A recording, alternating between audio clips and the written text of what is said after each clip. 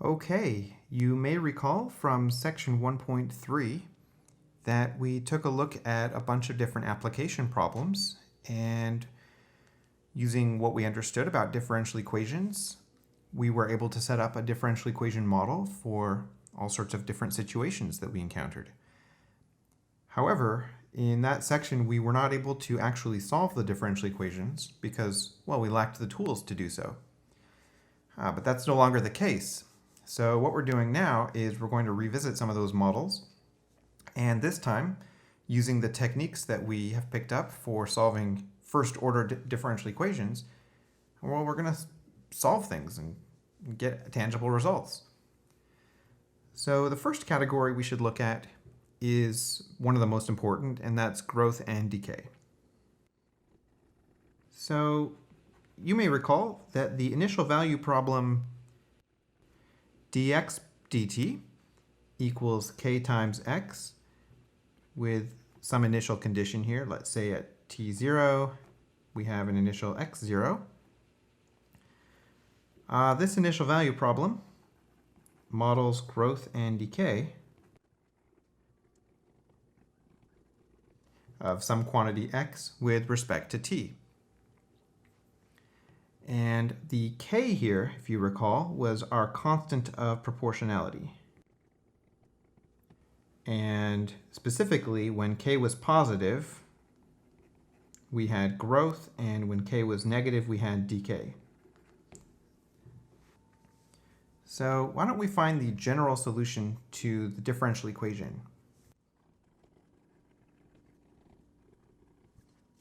Okay, let's first note that this differential equation is both separable and linear, so we have two ways we could approach it. Let's just solve it as a linear. So if we're going to solve it as a linear differential equation, we should get it into standard form of a linear equation, like that. And now we'll find our integrating factor, which will be e to the antiderivative of the coefficient of the dependent variable here, which would be negative k dt. Remember, x is our dependent and t is our independent here. Okay, well this is just e to the negative k t. So our conclusion is that the integrating factor times the dependent variable is equal to the antiderivative of the integrating factor times the right-hand side, which is 0. Okay, that integral doesn't look too challenging. So in our case, we have e to the negative kt times x is equal to the integral of 0, which of course is just going to come out to a constant. And our conclusion here would be that x is equal to c e to the kt. All right, so let's just distinguish the c from the k. C is the constant that was generated by the integration process. As this was a first-order differential equation, its general solution is a one-parameter family of functions, and that is the c parameter. The k is regarded as sort of the growth or the decay factor. And again, it's provided by the actual situation. So if you have something growing very quickly, you'll probably have a large k value. And the c is, think of it as the initial value. As you would note that when t is equal to 0, so at time 0, we would have x equaling simply c. So in many cases for growth and decay models, we just think of that coefficient c as the initial value of whatever situation we have, like the initial population. All right, let's look at some specific examples. Okay, so here we have an actual example of a population growing. So the initial information here is that we just have the population of a community increasing at a rate proportional to the number of people present at time t. So all we can really do with that information right now is just write the model here, which is dp dt is equal to k times p, And because the population is growing, we do know that our k will be positive. Okay, so if you want, you can just reinvent the wheel and solve this equation again, but it's equivalent to the general model that we just solved a moment ago. So we can jump straight to the conclusion here, which is that the population, p, is equal to some constant e to the kt. And in fact, let's note that our c here is the initial population.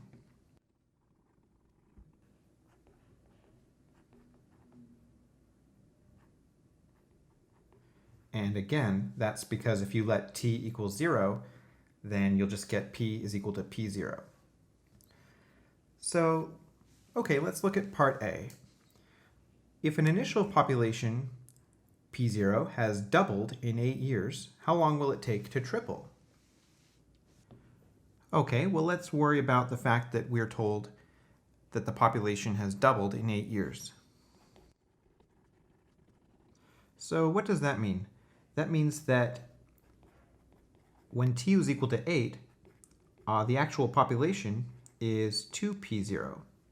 So if we go and put those directly into our equation, then 2p0 is equal to p0 times e to the k times 8.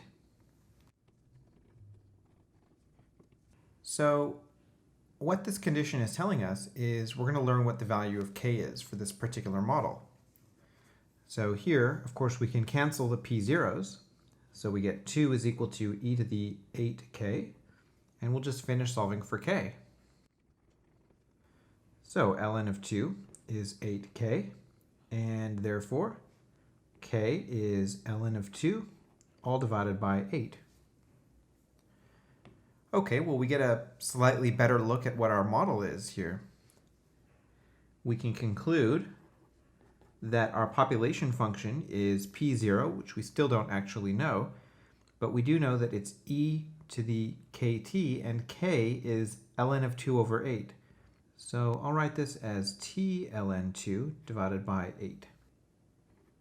Now, I'd like to point out that this entire expression actually does reduce, but not in a way that's going to be particularly helpful to us doing calculations. For instance, we could write this as e raised to the ln 2 multiplied by t over 8. But then using the laws of exponents, we can see that that's e to the ln 2 further raised to the t over 8. But then we could use the cancellation property of exponentiation and logarithms to write simply 2 to the t over 8, which means we're perfectly within reason to write something like this. P is equal to p0 times 2 to the t over 8.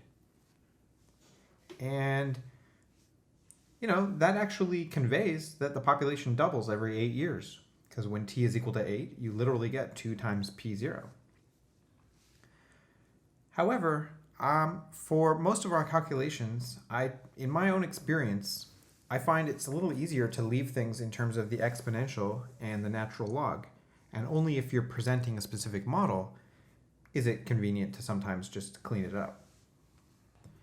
So for now, let's just leave it as the way we have it. Now the question's asking, how long will it take the population to triple? Okay, well, when the population's tripled, that means that p is equal to 3 times p initial. So we have 3p0 is equal to p0 times e to the t ln 2 over 8. We're looking for how long it will take, so we're just going to solve this equation for t. Should we solve for anything else besides t? Just t, thank you. All right. Oh, okay, Gandalf. So, of course, we'll cancel the p0s again. And we have 3 is equal to e to the t ln 2 over 8.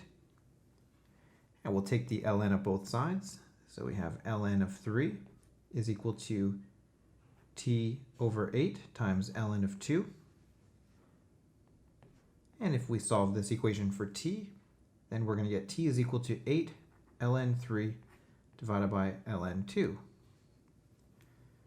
Okay, now that's the exact answer, and as you know, in 99% of calculus, that's the answer we want to leave it as, but let's get a nice decimal answer.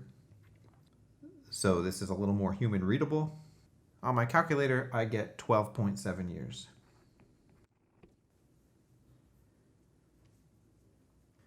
Okay, in part B, the question says, well, suppose we know that at a certain time, t equal 3 years, the specific population was 20,000. So what was the initial population? Great, well, we're going to use this to finally find out what P0 is. Okay, let's just recall that our function at this point, with all the information we've accrued, is P equal P0 times e to the t ln 2 over 8. And we know that when t is equal to 3, our p-value is 20,000. So of course we're going to use this to find p0. So we have 20,000 is equal to p0 times e to the 3 ln 2 divided by 8. All right, well, this thing is just a constant, so all we have to do is simply divide it over to the other side to get our p0. So our p0 will be 20,000 times e to the negative of that stuff. And there we are. If we work this out on a calculator, well, we'd get about 15,422.10825. That goes on forever. Persons. I am completely ignoring the rules of significant figures in this problem, namely because we don't really know how precise this 20,000 is. It might be an exact figure. It could be just to the nearest thousands. It's not clear. So it doesn't matter. This is a math course, so of course the best answer is the exact answer, but here it is calculated, which is a little more useful for a practical problem like this. Let's also note that now that we have P0, we have an updated and final version of our model. So P0 is 20,000 e to the negative this stuff multiplied by e to the t ln 2 over 8.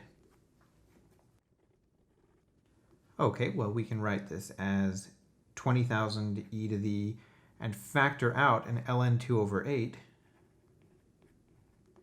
multiplied by t minus 3. So that's probably the best version of our model. And let's finally manage part C. Part C is saying, how fast is the population growing at t equal 10 years? So notice it's not asking for the population itself, which we would just plug 10 into our brand new equation that we just found, but how fast is the population growing? So actually we do need this guy, dp dt equals kp.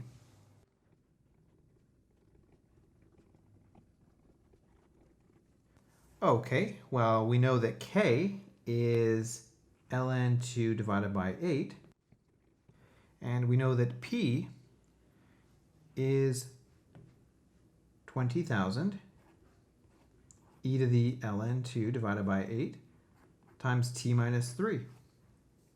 Okay, well, we actually got this by just appealing to the original differential equation, but of course, this actually could be a Calc 1 question. Once you have the p function, you simply take its derivative, and you would have arrived here. So in any case, all we have to do is plug t equal 10 in.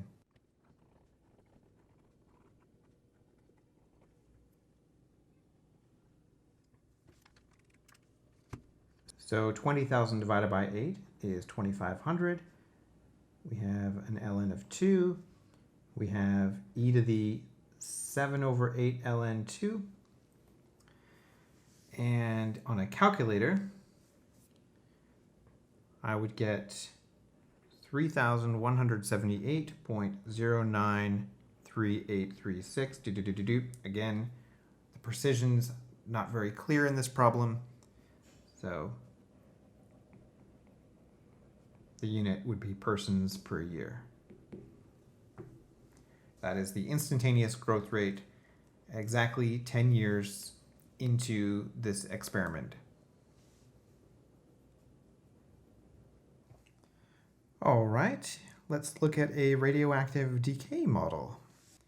The rate of decay is proportional to the amount of substance. So this is standard for radioactive decay. So the differential equation that emerges is the rate of decay being proportional to the amount of substance present at time t. So we'll call that A. And the one thing that distinguishes this from the earlier example is that here we're going to have a negative k value.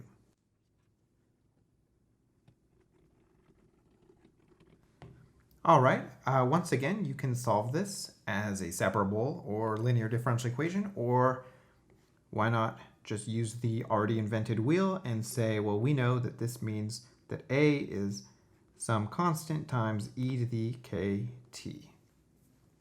All right, and once again, like last time, let's call our C A0. So we have A is equal to A0 times e to the kt. But this is even better because we're actually given the initial value here. We have 100 milligrams of radioactive substance at time 0. So our model keeps getting better and better here. The only aspect of our model that we don't know yet is the K, the constant of proportionality. Okay, but we're going to use the initial information here. After 9 hours, its mass had decreased by 4% in order to find it. So, okay, well, how do we interpret that? Well, note that at t equal 9, the mass had decreased by 4%. Well, we can interpret this as the amount of substance at t equal 9 is 96% of the initial amount, which we could put a 0 here, but we actually know that the initial amount is 100. So A of 9 is simply 96. Now we're going to use this to find our little k by plugging in 9 and 96 appropriately into our equation. So 96 is equal to 100 e to the 9k. Dividing both sides by 100, we get 96 over 100 is equal to e to the 9k. And therefore, taking logs of both sides, we get 9k is equal to natural log of that fraction, which reduces to 24 over 25. And so k is equal to 1/9 times the natural log of 24 over 25. So we've updated our function to the amount is equal to 100 times e to the kt, but k is all of that stuff. So we'll write it as like t over 9 times ln of 24 over 25. And now we're done finding our equation. So anybody gives you a t value, you can plug it in and tell that person exactly how much of the substance there is at that particular t value. And it should be clear that at t equals 0, you get simply 100 out of this. And that at t equal to 9, you get 24/25 of 100, which is 96. So it satisfies all of the conditions of our problem statement. Now, the actual question, which we haven't answered yet, is find the amount remaining after 24 hours. No problem. We'll just put 24 into our equation and be on our merry way.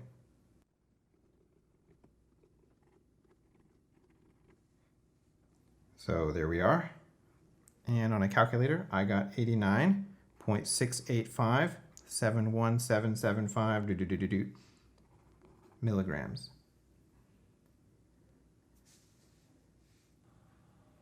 Okay, let's move forward and bear what we know upon Newton's law of cooling.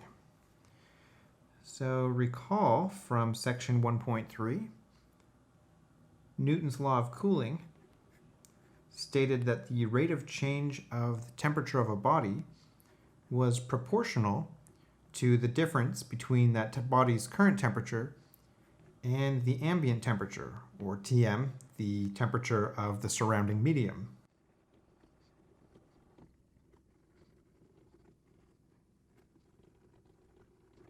And remember, in our analysis back then, we determined that K was always negative. This is regardless of whether the body is currently heating up to the ambient temperature or cooling down to the ambient temperature. So the first thing we might notice is that this is an autonomous differential equation. This wasn't terminology that we were playing with back then, but let's think about what we know now. We can see that any t value that makes the right-hand side equal to 0 will be a solution. So we can see that t equals Tm, where t happens to equal exactly the temperature of the surrounding medium. That's an asymptotically stable critical point. So if we were to sketch some sample curves here, we would get, say, Tm right here. And because it's asymptotically stable, the other solutions will approach it asymptotically. This makes a lot of sense because if the body has a temperature below Tm, then it will slowly and asymptotically approach Tm. And if it has a temperature above Tm, then same thing, it'll asymptotically approach downward toward it. Okay, very good. But we also know how to solve this. So let's solve the differential equation. So this is both linear and separable. We solved the growth and decay model as a linear, so let's solve this one as a separable. Of course, it doesn't make a difference, so we would get the same solutions. Okay, and by dividing by t minus Tm, we are noting that t equals Tm is a solution, but we have to ignore that fact for this process. Otherwise, we'd be dividing by 0 here. Okay, so let's get ready to integrate both sides. All right, so now let's endeavor to isolate capital T. So first thing we should do is exponentiate both sides. All right, notice by the way C2 is constructed, as e raised to something, that C2 is always positive. And of course, the left-hand side is of course positive because of the absolute values. So let's get rid of the absolute values and introduce a new constant that's allowed to be negative.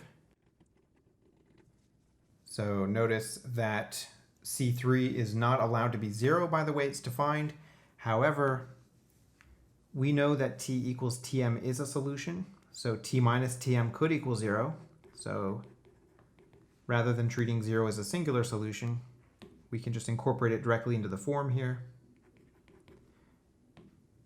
And our constant is C3 or 0. So now that constant can be literally any real number, and all we're going to do is isolate t by moving the Tm over.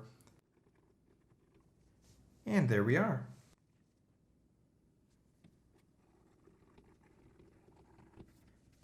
All right, so again, there is a distinction between what C is representing and what K is representing. K depends more on the physics of the situation, so it has to do with the rate at which the cooling or the heating occurs, and that depends on the substance involved as well as the shape of the substance, right? Whereas the C is more related to the initial value of the problem, meaning what's the temperature at time 0, for instance. So in this case, C is not actually equal to the temperature at time 0. It's the difference in the temperature at time 0. To see what I mean, let's just note that if you have T is equal to 0, you would want your capital T to be temperature at 0. So what would C be here? Little t would be 0 because we're at time 0. So e to the 0 is just 1, so we would get our C by itself, and we'll see that C is equal to the initial temperature minus the temperature of the surrounding medium. So sometimes people take this formula to be looking like this. All right, so let's see an example where we can use Newton's law of cooling. All right, excellent. Here we are with an example. So the body we're tracking is the thermometer itself, which is taken from a room that's some sort of room temperature probably to outside, and it's 5 degrees Fahrenheit outside. So we do check the thermometer a couple of times throughout the experiment and get the following readings. So the question is, can we use that information to determine what the temperature of the room was? And we're assuming the thermometer represented that temperature as it was being brought outside. So in other words, we're looking for T0, right? Okay, so obviously we're going to use Newton's law of cooling. And we know that it looks like this.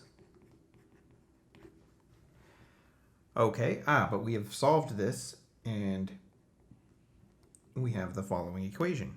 T is equal to the ambient temperature Tm plus C e to the k T. Okay, but we know that Tm is 5. So because outside, which is the ambient temperature during this experiment, the outside temperature is 5 degrees Fahrenheit.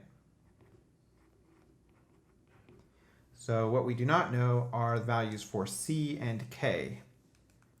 Okay, but we have a couple of initial bits of information here. So we know that when little t is equal to 1, so we could say capital T of 1, the temperature is 55 degrees. So this means that 55 is equal to 5 plus C e to the k times 1. Of course, subtracting 5, we would get 50 is equal to C e to the k. All right, and the other condition that was given was 5 minutes into the experiment. The temperature reading was 30 degrees. So that means that 30 is equal to 5 plus C e to the 5k. Okay, 25 is equal to C e to the 5k. So we do have 2 equations and 2 unknowns.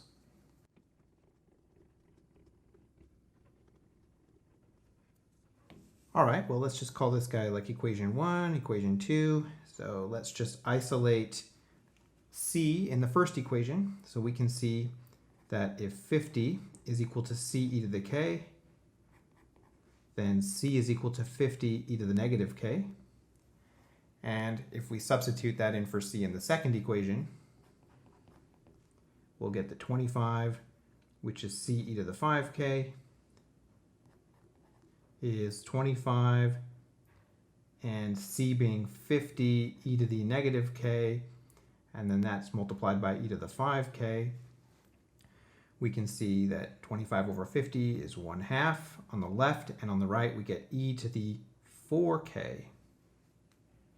All right, so taking natural logs, we get 4k is equal to ln of 1/2, and therefore k is equal to 1/4 ln of 1/2.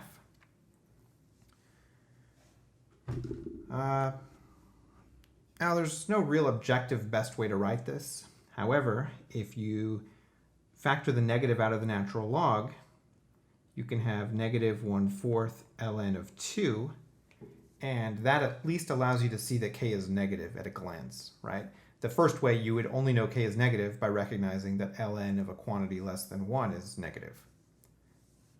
So we do know that ln of 2 is about 0.7. That's common knowledge. It's like 0.69 stuff. So it's clear that k is negative here.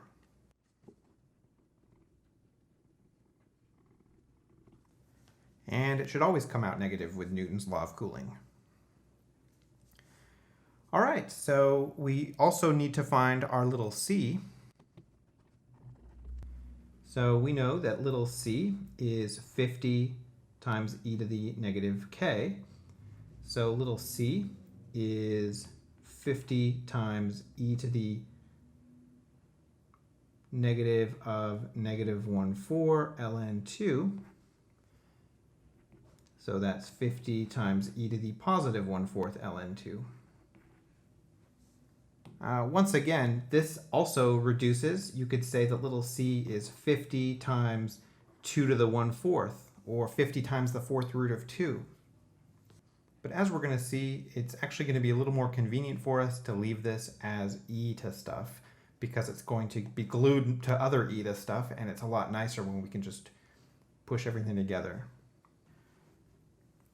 So we have our little c, we have our little k, so we can conclude that capital T, which was 5 plus c e to the kt, is actually 5 plus 50 e to the 1/4 ln 2 times e to the kt, so that would be negative t over 4 ln 2.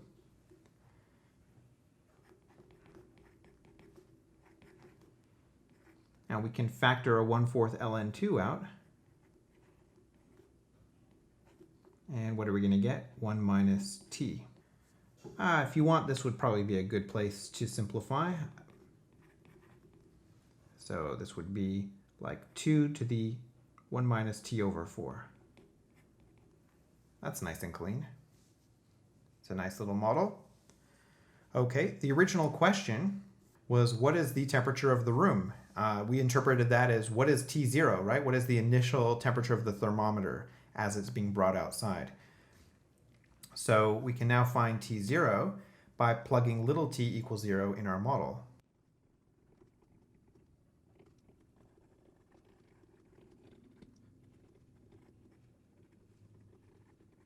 So you could say that the temperature of the room is 5 plus 50 times the 4th root of 2 degrees. Oh, that's not going to get you hit in the face by any engineers. Let's do the calculation. So I get 64.46035 blah, blah, blah, blah degrees. It's a pretty chilly room, but there it is. All right, here we have a tank with water and some brine is being poured in. In fact, the conditions for this problem are identical to an example that we did in 1.3. In the 1.3 example, all we had to do was come up with the actual model, the differential equation describing the situation. The only thing that makes this different is that it's asking us to actually solve the differential equation. It's saying find the amount of salt in the tank at time t.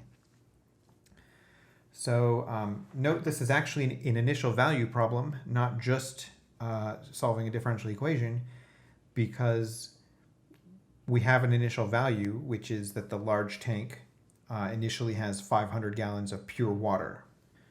So the amount of salt in the tank at time 0 is, in fact, itself equal to 0. So let's first summon up our solution from when we did this example in 1.3, so we're not just completely reinventing the wheel. So for this particular situation, we had dA dt equaling 15 minus a over 100. we also have the initial value here of a of 0 equaling 0, like I said, because at time t equals 0, we have 0 salt in the tank. It's pure water. So let's first just solve the differential equation. This differential equation is both linear and separable. So we solved the last example as a separable, so let's solve this one as a linear. That means we will get this guy in standard form. And we will now find our integrating factor. So mu is e to the antiderivative of the coefficient of a here, so that would be 1 over 100 dt. So that's simply e to the t over 100. And therefore, we can jump straight to the form of the answer, which is mu times the dependent variable, a, is equal to antiderivative of mu times the right-hand side, which is simply 15 here. So we have e to the t over 100 times a is equal to antiderivative of 15 e to the t over 100. And the right-hand side integrates to, well, you could do a quick little u substitution, and you'll find that you're multiplying your answer by 100. So this is just going to be 1500 e to the t over 100 plus some constant. Okay, so dividing both sides by e to the stuff, we can see that our a is simply going to be 1500 plus a constant, let's just call that last constant c, times e to the negative t over 100, because it was divided by that. And we didn't do anything with our C1. We could have called it C all along. So there is our model.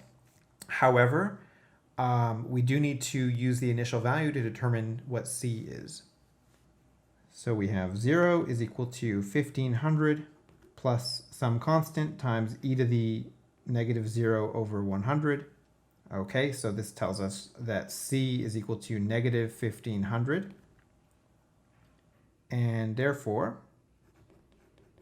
our final answer is the function a of t is 1500 plus c, so that'd be minus 1500, e to the negative t over 100.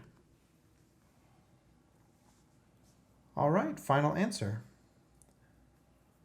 Let's just note that this guy here is a transient term. So the longer this experiment runs, the less and less significant this term will become as t increases, of course. You simply see that this asymptotically approaches 0, so that means that the amount of salt in the tank will get closer and closer to 1500. And that makes sense because 1500 pounds of salt in a 500-gallon tank would have a concentration of 3 pounds of salt per gallon, which would be matching the concentration of salt that's actually literally being poured in. And that means that the universe is working here. So that's always a good thing.